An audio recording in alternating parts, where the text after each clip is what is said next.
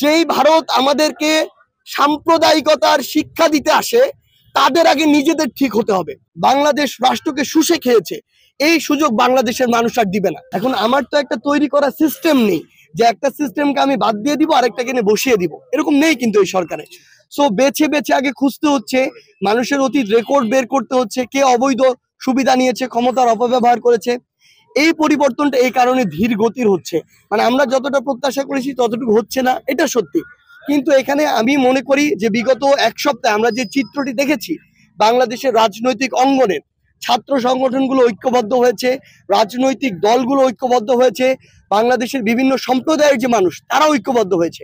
আমরা বিশ্বাস করি ফ্যাসিস্ট বিরোধী সকলে যদি এভাবে ঐক্যবদ্ধ থাকে তাহলে এই চ্যালেঞ্জ আমরা খুব দ্রুত সময়ের মধ্যে অতিক্রম করে আমরা যে বাংলাদেশের স্বপ্ন দেখি সেদিকে এগিয়ে যেতে পারবো। দেখুন, আমরা আমাদের জায়গা থেকে মনে করি সরকারের স্ট্যান্ড নির্ধারণ করবে জনগণ।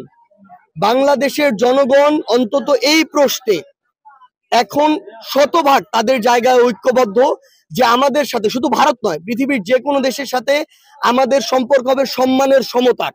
কোনো ডমিনেন্সের সম্পর্ক, কোনো দাসত্বের সম্পর্ক বাংলাদেশের মানুষ আর কোনোদিন মেনে নিবে না।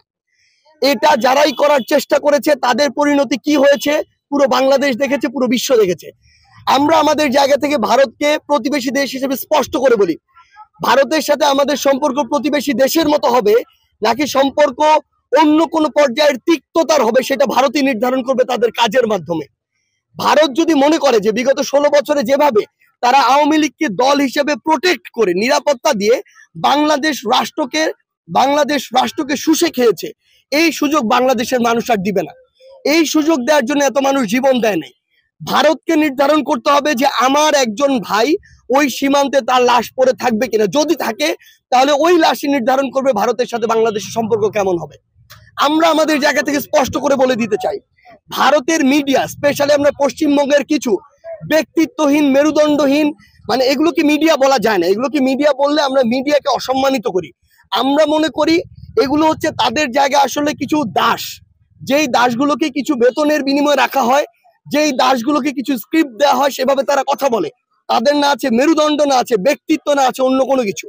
তাদের ভিতরে যদি বিন্দুমাত্র প্রাণ থাকতো, আমরা আজকে একটি দেখলাম, আপনারা সবাই দেখেছেন, তারা বলছে বাংলাদেশের যারা নাকি আমার হিন্দু সম্প্রদায়ের ভাই বোনেরা রয়েছে, যারা বোনেরা রয়েছে স্পেশালি, তারা নাকি শাখা সিঁদুর পরে হাঁটতে পারছেন না। বাংলাদেশের একজন সাধারণ হিন্দু সম্প্রদায়ের ভাইকে যদি আপনি জিজ্ঞাসা করেন তাহলে আপনি আপনার জায়গা থেকে সত্যতা পাবেন। তো যারা এরকম প্রোপাগান্ডা করে আমরা মনে করি তাদেরকে পাত্তা দেওয়ার মতো সময় আমাদের নেই। এবং কেউ যদি আমাদের এই যে সাম্প্রদায়িক সম্প্রীতি এটিকে যে কোনো ভাবে উস্কানি দেওয়ার চেষ্টা করে, নষ্ট করার চেষ্টা করে, আমরা আমাদের এই বাংলাদেশের সার্বভৌমত্বকে জীবন দিয়ে হলেও রক্ষা করার জন্য প্রস্তুত আছি। আরেকটি জিনিস আপনাদেরকে বলে দিতে চাই, আজকে সেই তারিখ যেই তারিখে ভারতে কিছু উগ্র সাম্প্রদায়িক আমাদের ওই বাবরি যে মসজিদ ছিল সেটিকে ভেঙেছে, আগে ভেঙে সেটিকে মন্দিরে রূপান্তর পর্যন্ত করেছে। আমরা আমাদের জায়গা থেকে শুধু একটি কথাই বলতে চাই, যেই ভারত আমাদেরকে সাম্প্রদায়িকতার শিক্ষা দিতে আসে তাদের আগে নিজেদের ঠিক হতে হবে। তাদের ওই ভারতে অন্যান্য সম্প্রদায়ের, অন্যান্য ধর্মের মানুষেরা কিভাবে আছে সেটা আমরা আমাদের এই বিগত বছরগুলোতে স্পষ্ট করে দেখেছি। তারা মসজিদগুলো ভেঙেছে, তারা মন্দিরগুলো ভেঙেছে, তারা মসজিদ ভেঙেছে, তারা মাদ্রাসা ভেঙেছে, তারা হিজাব পড়তে, হিজাব না পড়তে সেখানে বাধ্য করেছে।